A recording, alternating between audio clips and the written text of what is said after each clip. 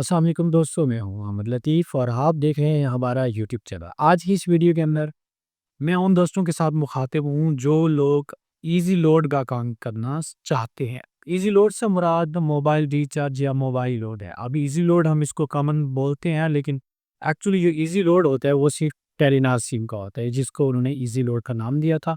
और उसके बाद जो है वो जैज़ कंपनी भी है, ज़ों भी है, तो हर कंपनी का अलग-अलग इसका अलग से नाम होता है। लेकिन हम क्योंकि इसको अपनी जो ज़ुबान है उसमें ज़्यादातर ईज़ी लोड ही बोलते हैं पाकिस्तान में, तो मैं इस वीडियो के अंदर उन लोगों को गाइड करने जा रहा हूँ जो लोग नया ईज़ी लोड का काम स्टार्ट करना चाहते हैं। तो इस वीडियो को देखने के बाद आप डिसाइड कर पाएँगे कि आपको इस लोड का काम स्टार्ट करना चाहिए या नहीं, और इसमें कितना बेनिफिट है, कितना प्रॉफ़िट है, कितना लॉस है और कितना रिस्क है, कितनी इसमें इन्वेस्टमेंट है।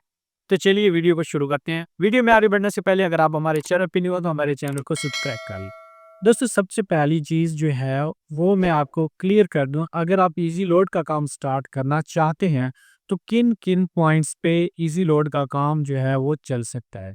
अगर आपकी शॉप है ग्रोसरी की, अगर आपकी शॉप है मेडिकल स्टोर की, अगर आपका किराना स्टोर है, आपका जनरल स्टोर है, या फिर आपकी कोई बुक डिपो, बुक स्टोर है, या फिर आपकी मोबाइल रिपेयरिंग शॉप है। अगर तो इन शॉप्स में से कोई भी एक शॉप आपकी ऑलरेडी है और उसके अंदर आप मोबाइल टॉपअप यानी ईज़ी लोड का काम स्टार्ट करना चाह रहे हैं और आपके पास कस्टमर भी आते हैं और आपसे पूछता भी है कि यहाँ पे मोबाइल रिचार्ज मिलेगा, और आपके पास में कोई ईज़ी लोड वाली शॉप नहीं है, तो ही आप इस काम को स्टार्ट कीजिएगा, अदरवाइज़ बिल्कुल नहीं। अब स्टार्ट ना करने की क्या वजह है, ये मैं आपको पहले ही बता देता हूँ कि ईज़ी लोड का काम यानी मोबाइल रिचार्ज का काम एक ऐसा बिज़नेस है जिसमें आपकी इन्वेस्टमेंट बहुत ज़्यादा है और इसमें आपका प्रॉफ़िट जो है वो बहुत कम है।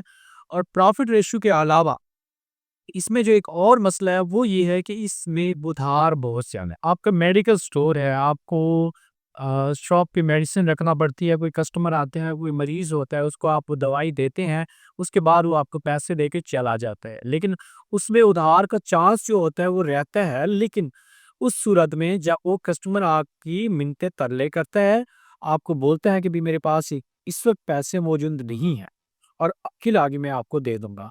तो उस सूरत में आप चाहें तो अपनी मेडिसिन या जो भी प्रोडक्ट है आप वापस उससे लेके रख सकते हैं, उसको जितने पैसे वो पे कर रहे हैं उतनी ही चीज़ दे सकते हैं। ये मैं आपको एक एग्ज़ाम्पल दे रहा था, ज़रूरी नहीं है अगर आप दवाइयों वाले हैं, कोई इमरजेंसी वाला मरीज़ आपसे उधार चीज़ लेके जा रहे हैं तो आप उसको ना दें, ऐसा मैं बिल्कुल नहीं कह रहा। लेकिन मैं एक आपको मिसाल दे रहा था कि ऐसा ही होता है फिज़िकल चीज़ें यानी कि प्रोडक्ट्स जो होती हैं फिज़िकल जो दुकान के अंदर रखी होती हैं उनको बेचने में। किरियाना का भी इसी तरह का सीन होता है। लेकिन जो ईज़ी लोड है उसमें आपको आपका दोस्त, आपका रिश्तेदार, आपका फैमिली मेंबर कोई भी बंदा आपको कॉल करेगा। एक कॉल आएगी, आप उसको अटेंड करेंगे, आपको बोला जाएगा मेरा बंडल ख़त्म हो गया, मेरा पैकेज ख़त्म हो गया, और आप ना चाहते हुए भी उसको उधार दे बैठते हैं। और फिर इस सूरत में वो बंदा वहाँ पे मौजूद ही नहीं होता। हो सकता है वो 8 दिन ना आए आपकी शॉप पे, हो सकता है वो 15 दिन ना आए। आपकी अगर 1 दिन में 500 रुपए उधार चली जाती है, तो आप हिसाब लगाएँ कि कितनी इन्वेस्टमेंट में जाके 500 प्रॉफ़िट बनता होगा, ये मैं आपको अभी आगे चल के बताने वाला हूँ। दोस्तों, ईज़ी लोड की जो मुनाफ़े की शरह है, वो मुख्तलिफ़ कंपनियों की मुख्तलिफ़ है।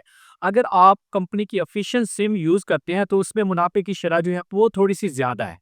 अगर आप जैज़ की बात करें तो जैज़ इस वक़्त जो रिचार्ज पे कमीशन देता है, वो ₹26 1000 के देता है। मतलब अगर आप कंपनी के नुमाइंदे से 1000 का रिचार्ज खरीदेंगे, तो आपको ₹26। मैं इस वक़्त के रेट की बात कर रहा हूँ, हो सकता है आपके एरिया में थोड़ा बहुत डिफ़रेंस हो इसका 1 या ₹2 का, लेकिन नॉर्मली जो है वो कंपनी यही प्रॉफ़िट देती है।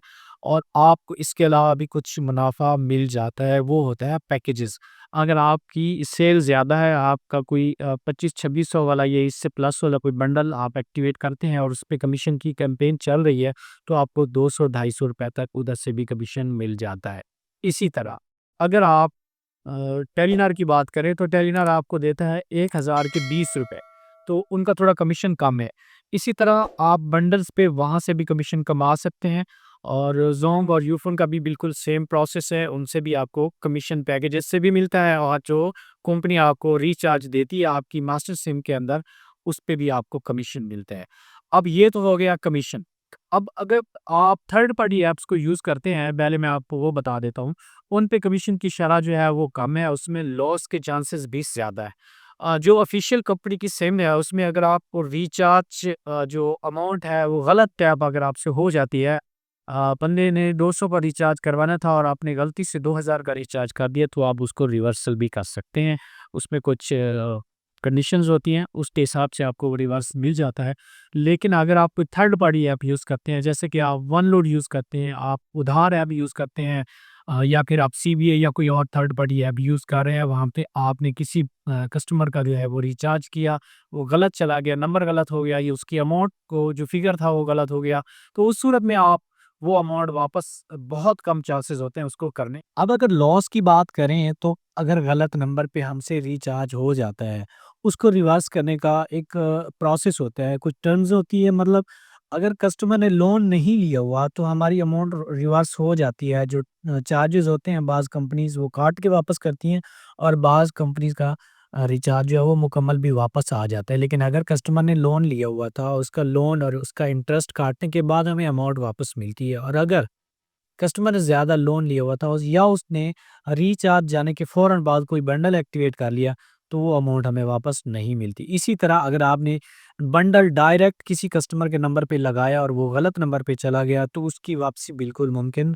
नहीं होती। तो इन चीज़ों का बहुत ही ज़्यादा ख़्याल रखना पड़ता है। ठीक है, और दूसरी बात ये है कि उसमें आपको मुनाफ़ा भी बहुत कम मिल रहा होता है। बाज़ ऐप्स आपको सिर्फ़ ₹10 हज़ार की कमीशन दे रही होती है, बाज़ ऐप्स जो है वो 14 से ₹15 कमीशन देती हैं, और जो मैक्सिमम कमीशन होता है, जो ₹25-26 में आपका आप बंडल्स एक्टिवेट करते हैं, तो उसमें आपको जो कमीशन है वो थोड़ा ज़्यादा मिल जाता है, तो उसमें आपको ₹25-26 से भी ज़्यादा कमीशन मिल जाता है।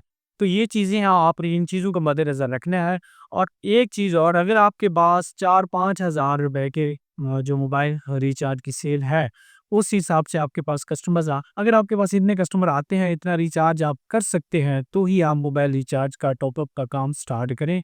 नहीं तो आपकी जो इन्वेस्टमेंट है वो भी ब्लॉक है, क्योंकि अक्सर जो है वो लोड वाले डेली नहीं आते इजी लोड देने के लिए, तो आपको 2 से 3 दिन का आपको स्टॉक भी रखना पड़ेगा, ऊपर से उधार का रिस्क भी है, ऊपर से कमीशन जो है वो आपके सामने है, बहुत कम परसेंटेज है इसमें। अगर आप इजी पैसा का काम करते हैं तो वो थोड़ा मुनाफा बख्श है, और अगर आप चाहते हैं इजी पैसा के काम के हवाले से मैं आपको एक डिटेल वीडियो बना के लूँ, तो कमेंट सेक्शन में आप ज़रूर बताइएगा इजी पैसा में क्या परसेंटेज है, कितने मुनाफा आप कमा सकते हैं, बायोमेट्रिक पे कितना कमीशन है, मर्चेंट अकाउंट पे कितना कमीशन है, और सिंपल अगर आप कस्टमर अकाउंट यूज़ करते हैं तो उसमें कितना रिस्क है, कितना चांसेस है प्रॉफिट के, और इस बिज़नेस को ग्रो करने के लिए आपके पास कितना जो है वो पैसा होना चाहिए, कितनी इन्वेस्टमेंट होनी चाहिए। तमाम तफ़सीलात मैं आपको उस वीडियो में बता दूँगा अगर आपने कमेंट सेक्शन में इस वीडियो की डिमांड की। तो आई होप सो ये वीडियो आपके लिए फ़ायदेमंद साबित हुई होगी। वीडियो पसंद आए तो दोस्तों के साथ शेयर कीजिएगा, वीडियो को लाइक कीजिएगा, और चैनल पे न्यू है तो चैनल को भी सब्सक्राइब कर दीजिएगा। हम मिलते हैं अगली वीडियो में, तब तक अल्लाह हाफ़िज़।